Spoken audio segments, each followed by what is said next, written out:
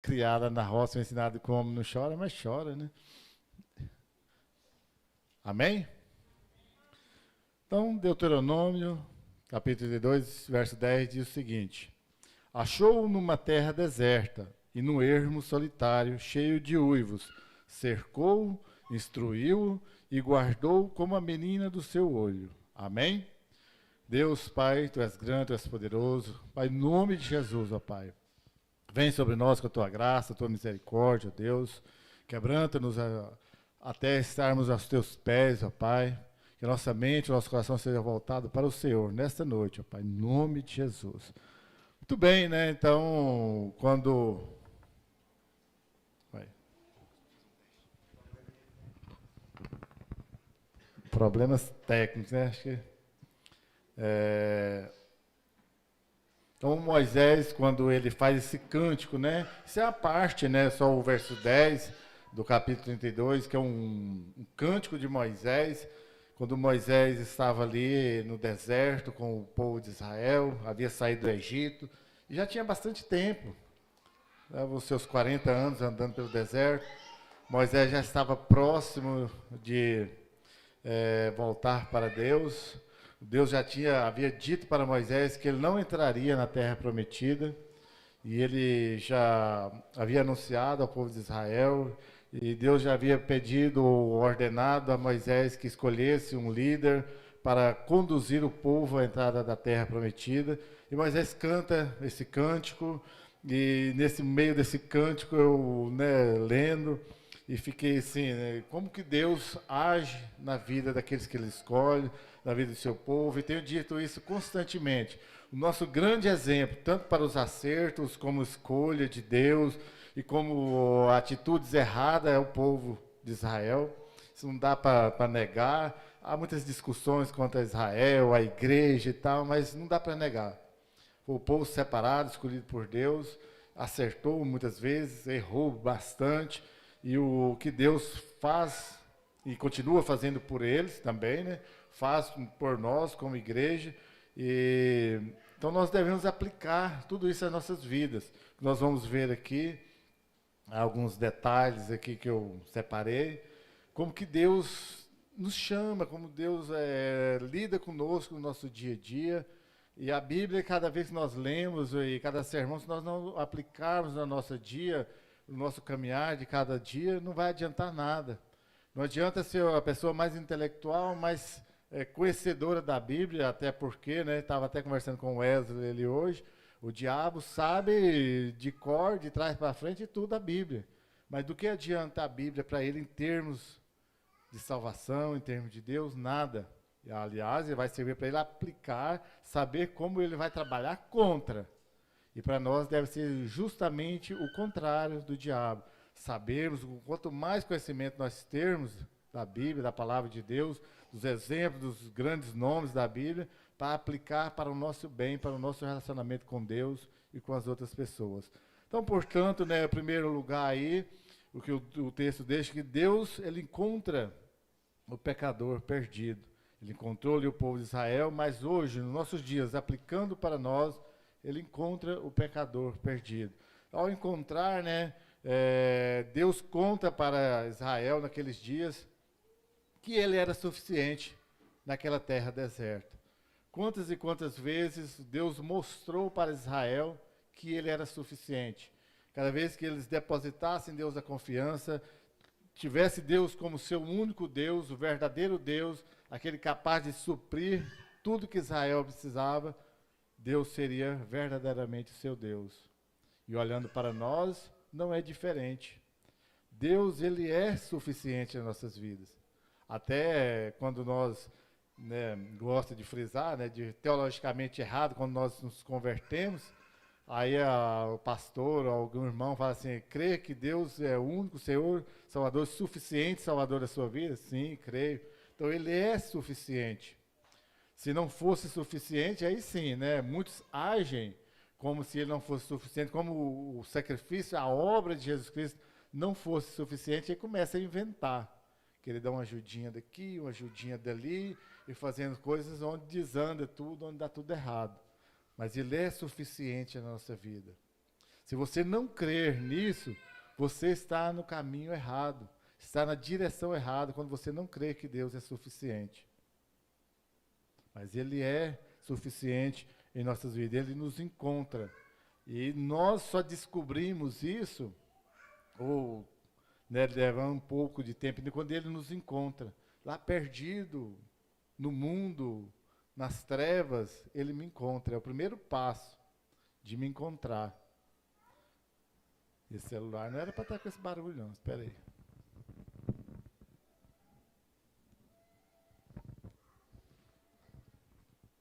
Viu? Eu ia usar o exemplo do Leandro. Vê lá a alegria do pastor quando encontrou a ovelhinha lá perdida.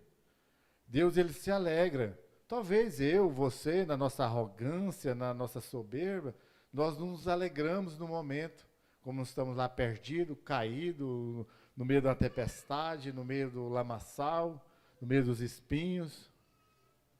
Nós nos alegramos, talvez, de por ser encontrado por Deus.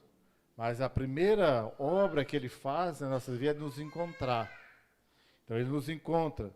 Fruto, né, dessa escolha, né, que Ele escolhe os seus. Como Israel, como eu já havia dito, uma nação totalmente destituída de tudo que tinha. Era um povo que se orgulhava, a Bíblia às vezes não traz muitos detalhes, mas como você começa a meditar, a prestar um pouco de atenção na história, vem Abraão completamente dedicado a Deus, mas aí vem Isaac um pouco mais, diria, comedido, mais tímido, mais acanhado, sem muita expressão. Vem Jacó, já um pouco mais de expressão, mas arrogante. E passa isso para seus filhos, alguns completamente soberbos. Começa a achar que era melhor do que os outros. Deus os manda para o Egito e ali eles permanecem por um bom tempo como escravos. Então, ali no Egito, eles estavam completamente perdidos, tinham sido destituídos como povo escolhido de Deus. Que cá entre nós, vai pensar um povo escolhido por Deus servindo a um povo completamente pagão como o Egito, por não dizer, beirava a demoníaco, um povo de uma cultura completamente contrária à vontade de Deus, ou seja, ali no Egito o povo tinha sido destituído da escolha de Deus, aparentemente. Lógico que Deus não é homem, e Deus não mente, e Deus não desiste dos seus planos, e não desiste daqueles a quem Ele escolhe. E isso é um conforto para nós. Então Deus chamou o seu povo para ensinar novamente ali no deserto. E Deus nos encontra também não por acaso. Como o povo dele ele escolheu a dedo, Abraão, e seguiu, né, como eu já contei um pouco. Então ele olha para cada um de nós e nos escolhe. Antes da fundação do templo, mas nesses dias, sabe quando você está lá perdido, abatido, sem muita expectativa? Você parece que não foi escolhido por Deus. Mesmo crendo, mesmo sabendo que você é amado, mesmo sabendo que você é salvo. Mas tem dias que é complicado, né? Você olha para você mesmo, tipo assim, né? Tem gente que tem coragem de olhar no espelho e conversar com ele mesmo. Às vezes não precisa tanto de olhar no espelho. Mas você se imagina, fala assim, como que eu sou amado de Deus? Dá tudo errado. Tudo que eu estou fazendo não dá certo. As finanças não vai bem, a família não está assim muito legal, minha saúde não está muito bem também. Como que eu sou amado por Deus? Não dá, uma vez em quando, um questionamento desse? Essa semana que eu caí lá, né, de moto, assim, tá lá debaixo da moto tentando levantar, enganchado, não saía. Deus me ama mesmo? Mas ama. Ama nesses momentos mais difíceis. Talvez é um freio, como eu costumo dizer, e Ele não nos encontra por acaso. Eu sou amado de Deus, sou escolhido de Deus, e Deus me encontrou perdido.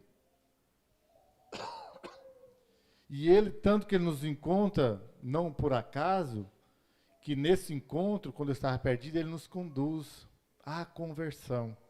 E conversão vale dizer sempre que é a mudança de direção.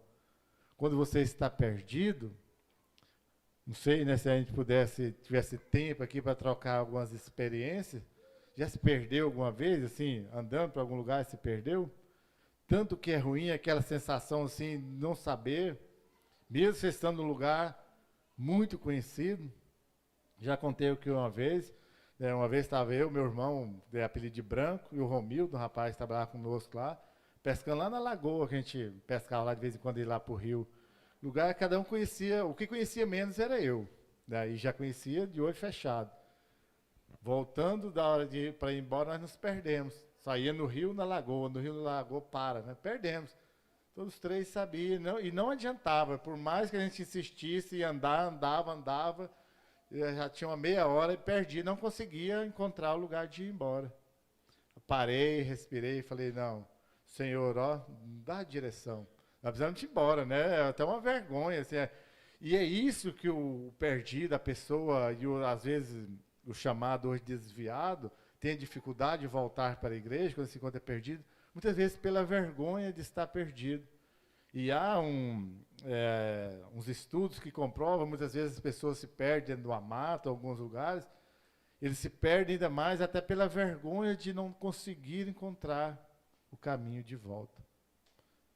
E essa talvez seja a maior de todas as vergonhas do homem. Ele não consegue, por ele mesmo, o caminho de volta até Deus. Se Deus não ir lá, o encontrar e trazer, converter a vida dele, convergir ele novamente na direção de Deus, ele vai continuar perdido. Então a primeira obra de Deus nas nossas vidas é lá nos encontrar. Perdido, envergonhado, lá onde nós estamos. Caído, sem direção, nos pega pela mão e nos conduz. Essa obra de Jesus Cristo, que não é, quanto a tantas outras, não é valorizada por nós. Às vezes nós não pensamos nesses detalhes, de onde eu estava, de onde Deus me tirou, onde estaria eu hoje. Às vezes eu paro e me pergunto, onde eu estaria hoje? O pastor João estava falando ainda há pouco sobre a vigília, sobre dedicar. Quantas vezes eu amanheci numa festa lá no mundo? Saía, chegava em casa na hora de tirar o leite, quando morava lá na roça. 6 horas da manhã. Ainda tinha orgulho de falar, mas não fiz nada errado, não bebi quase, né? Não usava droga, não brigava, né? Ainda voltava para casa achando que era, né, top das galáxias ainda, de passar a noite inteira lá na festa. Agora eu não posso ficar até meia-noite na igreja. Se faz uma vigília da noite toda, então as pessoas querem morrer, né? Eu venho com maior alegria, com maior sentindo uma honra dentro de mim mesmo de poder servir a Deus. Uma vez no ano que fazia vigília, né, Flávio, do ano todo. Né, quantas vezes, quantos finais de semana eu amanheci na festa do mundo. E agora não posso dedicar um pedaço da minha noite para servir a Deus. Sendo que ele encontrou lá, naquele tempo, perdido, sem rumo, sem direção, ou melhor dizendo, né, a passos largos para o inferno, para a perdição cada vez maior, porque se Deus não tivesse me encontrado, não tivesse trago até Ele, minha vida estaria bagunçada hoje. Não tem ninguém tão bom assim que segue a vida inteira sem se perder ainda mais. Aliás, é o que a Bíblia diz, no final os santos se santificarão ainda mais, porque estarão em Jesus Cristo, é claro, e os sujos se sujarão ainda mais, porque estarão junto com o diabo e seus demônios. E é assim que funcionam as coisas. Então Deus nos encontra o pecador perdido, nos leva até a conversão, como ele fez com Israel, encontrou eles perdidos ali no Egito e os levou até a terra prometida. Ainda que deu voltas e mais voltas ali no deserto, para que eles pudessem conhecer Deus, apesar de tudo que Deus havia feito. E assim conosco, Deus tem trabalhado dia após dia nas nossas vidas, dando voltas, andando, deixando nós, muitas vezes no deserto, por muito tempo, por única exclusivamente culpa nossa, por rebeldia nossa aí no meio do deserto, está dando trabalho, dando canseira para Deus. E em segundo lugar, aí no texto ele diz que Deus cerca os seus, né? Ele cerca os que lhe pertencem. Deus lá, voltando lá, né? Ele achou no ermo solitário, cheio de uvas, e cercou. Deus o cerca. O que é cercar, né? Você adquire uma propriedade, vamos usar um exemplo, lote, qual é a primeira coisa que faz? E ataca logo um muro em volta dele ali e demarca ali que ali é seu, ali te pertence. E Deus faz isso conosco, Ele nos cerca. Ou quando a criança, né? Você vai cercando ela daqui, cercando ela ali para não cair, tomando os cuidados para dar a direção. Até porque o diabo, ele anda ao nosso derredor, pronto como lobo para atacar as ovelhas. Veja lá aquela figura do pastor com ovelha, cheio de lobos ali para atacar. Então, se Deus não nos cercar, não nos abraçar, nós seremos presas fáceis. Então, Deus nos cerca. Deus, Ele é o nosso escudo. Aquele que vai nos proteger de toda a investida do diabo, dos seus demônios, de todo o mal. E às vezes nós não paramos para pensar sobre isso. Por que tantas coisas não acontecem conosco? Por que a pessoa que entrega suas vidas a Deus são pessoas que trabalham, estudam, descansam, dormem despreocupadas? E às vezes acontece tanta coisa à sua volta e está lá firme. Uns 2 anos atrás, né, quando nós ficamos sabendo que a única casa da nossa vizinhança lá que nunca entrou ninguém, nunca pegou nada, foi na nossa casa. E é a única que não tem cachorro. Se bem que lá na casa da Thailin tem um cachorro que não vai adiantar muita coisa também para vigiar a casa, né? Pequenininho. Mas, lá dos vizinhos mais próximos, da direita e da esquerda, de frente e do fundo, o único que não entrou ainda, graças a Deus, foi na nossa casa. Que Deus está cuidando, Deus é o nosso escudo. Já chegou o ponto de nós ir para um Juban, ficar lá 4 dias, e eu fechei a porta e esqueci de trancar. Chegou lá, estava tudo do mesmo jeitinho, sem mudar nada, a porta destrancada. E Deus guardando, Deus cuidando. São as pequenas, isso é a coisa mínima, ínfima das nossas vidas. Agora eu digo da nossa alma mesmo, do meu ser, que é o que mais interessa. Deus está nos cercando, está o tempo todo à nossa volta, nos chamando até Ele, por causa da tua fidelidade, da fidelidade de Deus, da palavra dEle mesmo, que aqueles a quem Ele escolher Ele irá cuidar. E o próprio Jesus Cristo disse que aqueles que Ele me deu, nenhum se perca, pela fidelidade à palavra dEle com Ele mesmo. Sabe, às vezes eu fico imaginando, né? Não sei se posso. A Trindade Santa conversando entre si. Deus Pai, Deus Filho e Deus Espírito Santo. Pensa no papo, né? No diálogo entre os três. É algo assim que só imaginar e muito, muito, muito, muito distante mesmo. Ficar calculando, planejando sobre a minha vida. Está lá, ó, José Delcio, pecador, imundo. Mas nós escolhemos, vamos cuidar dele, né? Vamos cercar ele, vamos proteger ele, né? Vamos dar a nossa proteção, mesmo apesar da rebeldia dele, mesmo ele querendo sair de perto de nós, mas vamos cercar ele, não vamos deixar ele muito longe, não. Vamos limitar as ações dele. Ele vai pecar, tal, vai, mas nós estamos aqui, no nosso controle. E isso dá uma sensação de segurança muito grande, de saber que tem alguém supremo, cuidando de mim, me cercando o tempo todo. Se não for isso, literalmente nós estávamos perdidos. Como nós estávamos lá antes dele nos encontrar. Então, Jesus Cristo, o nosso Deus, né, Ele nos cerca, Ele, né, nos protege de todo o mal. Ainda que nós, às vezes, pensamos que não. Ainda que às vezes nós pensamos que é o contrário. Tudo bem, né? Ele nos dá algumas provações, nos permite alguns percalços pela vida, mas tudo isso para que nós possamos nos fortalecer, nos lembrarmos que Ele é que cuida de nós. E em terceiro lugar, Ele instrui, né? Ele nos ensina. Deus ensina os seus. A quem Ele ama, Ele vai ensinar. Como Ele ensinou o seu povo ali no deserto, que Ele era a provisão. Ali no deserto, o que o povo mais precisava? De provisão, de alguém que cuidasse deles, que estivesse pensando em cada detalhe. E não é diferente o povo de Israel conosco. O que, que nós pensamos logo? De manhã, o que, que se levanta? Qual a primeira coisa que você pensa que você tem que fazer? Comer. Não é? Logo que você pensa, eu preciso de comer. Aí você acaba de comer ali o seu pão, o seu biscoito, o café, um leite. Logo você já pensa em quê? No almoço. Você almoça, logo você está pensando o quê? O que, que eu vou lanchar? Mal você acaba de lanchar e a janta, o que, que vai ser? É assim que funciona, e esse é todos os dias, né?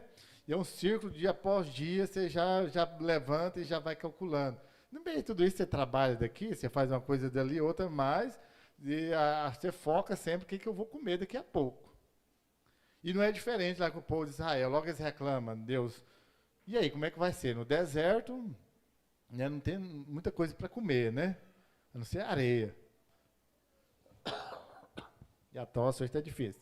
Mas vamos lá. Mas Deus proveu o povo. Primeiro com maná e o povo reclamou. Mas nós vamos ficar comendo esse negócio aqui o tempo todo? Querendo carne, né? Aí Deus manda codornizes para eles comer. E eles comem até se fartar. E Deus provendo. Lá no deserto, qual outra coisa que mais falta? Água. E Deus mandava a água sair da rocha. E mesmo assim o povo duvidando o tempo todo. E nós vimos o tempo todo, né? Deus nos provendo, Deus dando tudo que nós precisamos, e às vezes até um pouco mais do que nós necessitamos, e nós reclamando o tempo todo. No deserto, outra coisa que tem, sol quente ao extremo. Deus deu uma coluna lá, uma nuvem, para os proteger durante o dia, para dar sombra, para dar direção. Durante a noite, muito frio, Deus dá uma coluna de fogo para aquecer, para alumiar onde eles estavam. Deus proveu cada detalhe. E Ele faz isso nas nossas vidas. Mas nós somos tão ingratos, somos tão arrogantes que nós não percebemos. Nós somos muito prontos em reclamar. Aquilo que nós gostaríamos de ter, que nós não temos. Mas somos muito falhos em não agradecer aquilo que nós temos, que nós nem merecíamos ter. Se fosse possível, fazer uma pesquisa aí, quantos param para agradecer tudo que já conseguiu, tudo que já Deus lhe deu e não agradeceu ainda? Mas para reclamar, para murmurar, é pronto, né? Basta achar que está faltando alguma coisinha mínima, eu já estou pronto para reclamar. E não é diferente do povo de Israel também naquele tempo. Fazia desse jeito. Mas Deus vai ensinando que Ele vai nos suprindo, que Ele vai agir nas nossas vidas todos os dias. Se pararmos um pouquinho, vai ver que Deus dá a direção. Esse ensinar é dando a direção para o povo de Israel. Naqueles dias ali, Deus, Ele deu a direção para o povo, dando as leis capazes do povo saber o que fazer. E é incrível quando você lê ali os primeiros livros da Bíblia, o Êxodo, o Levítico, quando dá as leis, nos mínimos detalhes. Como se comportar uma tribo, a outra, como se fazer, como se deveria andar. E Deus deu essas leis não para a salvação. Lógico, a salvação sempre foi pela graça, mas foi pelo convívio. Como se portar, dando saúde, dando ensinamento para o seu povo. E Deus ensina, diante de tudo isso, que nós precisamos e necessitamos depender dele sempre. Nos mínimos detalhes nós dependemos de Deus. E principalmente, né, eu já disse até no sermão de quarta-feira, principalmente da nossa salvação. Dependemos totalmente, 100% de Jesus Cristo. Já que você, às vezes, e eu, nós somos muitas vezes arrogantes, achamos que conquistamos o que nós temos pela força do nosso trabalho, às vezes não damos conta de olhar que Deus abençoou, aí você poderia tentar se justificar, falar assim, pastor, lá e o ímpio? Ele não ama a Deus e é próspero. Como que se justifica? Poderia falar para você, né, que o sol nasce sobre os justos e injustos, a chuva cai para o ímpio, para o pecador.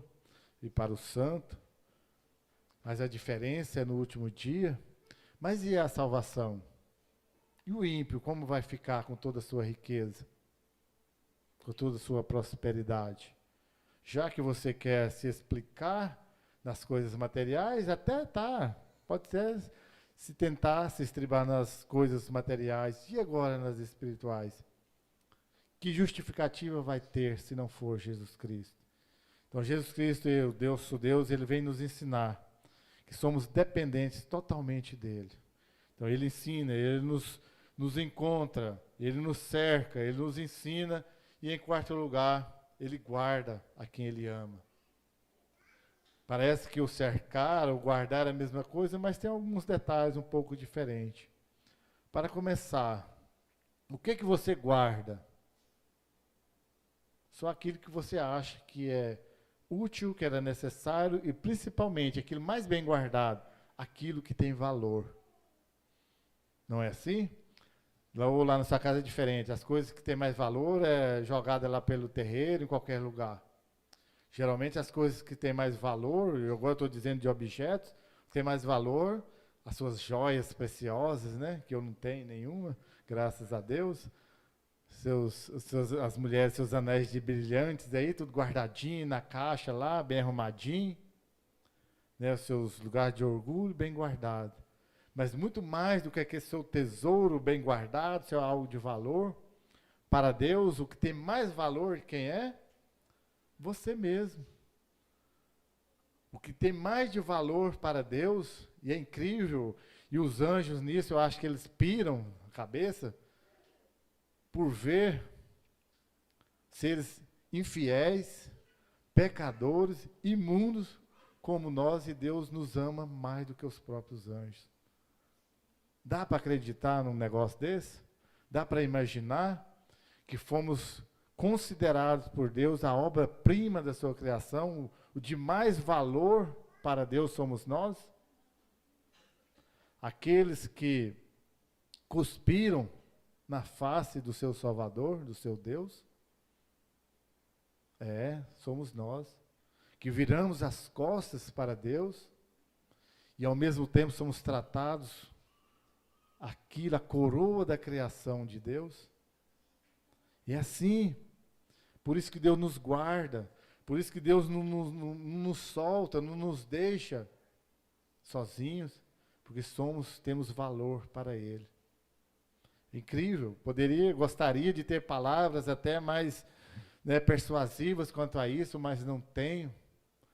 Mas sei te dizer que eu e você somos o que há de mais valoroso para Deus, ao ponto dele dar seu Filho amado para morrer na cruz no nosso lugar.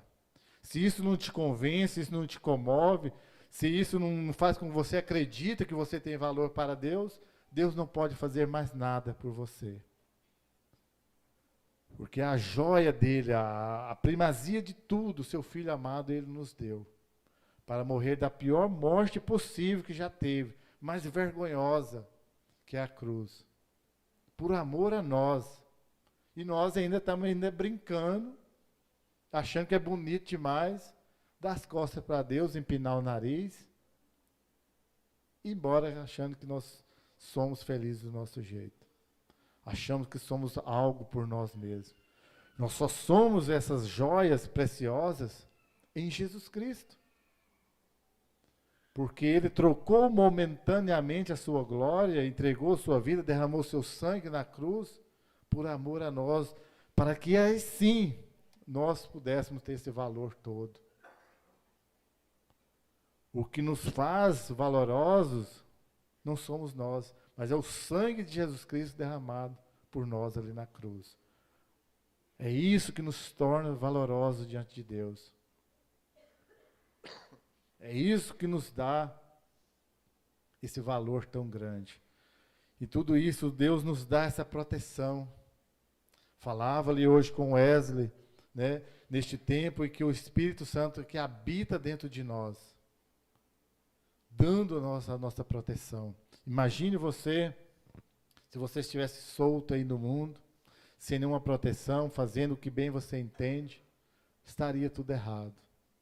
mas Ele nos protege, Ele nos guarda cada instante, ainda que muitas vezes nós não percebemos.